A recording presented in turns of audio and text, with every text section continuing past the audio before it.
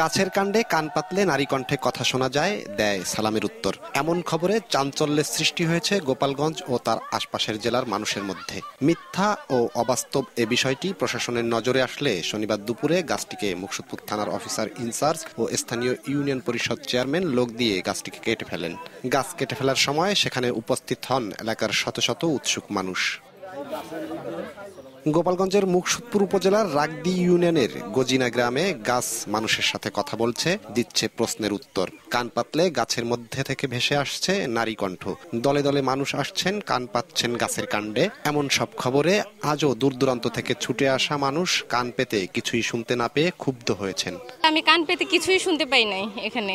এটা সম্পূর্ণ ভুয়া, একেবারে ভুয়া। কিছু শোনা যায় না, কোনো শব্দই পাওয়া যায় না। নগদের কাছে সব গ্রাহকই প্রিয়, তাই তো সারা দেশে ক্যাশ আউট চার্জ সবচেয়ে কম। এসে অনেক লোকের ভিড় দেখছি, এই যে সবাই সিরিয়াল দিয়ে কান পেতে পেতে কথা বলতেছে, কিন্তু আসলে সবাই এখানে যারা আমরা গাছ দেখতে এসেছি বা এখন অনেক লোক আছে, সবাই একই কথা যে গাছে কথা বলে না। বাট আমি নিজেও যখন অনেকবার ট্রাই করলাম কান দিয়ে, গাছে কথা বলে না, কিছুই কয় না, কিছুই বলে না, কোনো আওয়াজ নাই। সবাই বলতেছে নাকি কথা বলে, উত্তর দেয়, তা আমার কিছুই মনে হলো না। 3 ঘন্টা ধরে আসি আমি, কিন্তু আসলে কিছুই গাছে কোনো কথা বলে না, এটা বানোয়াট, মিথ্যা।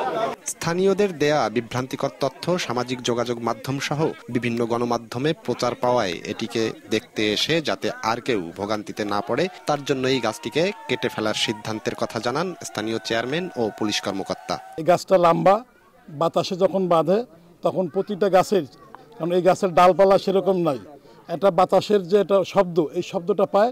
অনেকে হয়তো গেছে, কি শুনছে না শুনছে সে শুনছে, এটা সম্পূর্ণ বিভ্রান্তমূলক।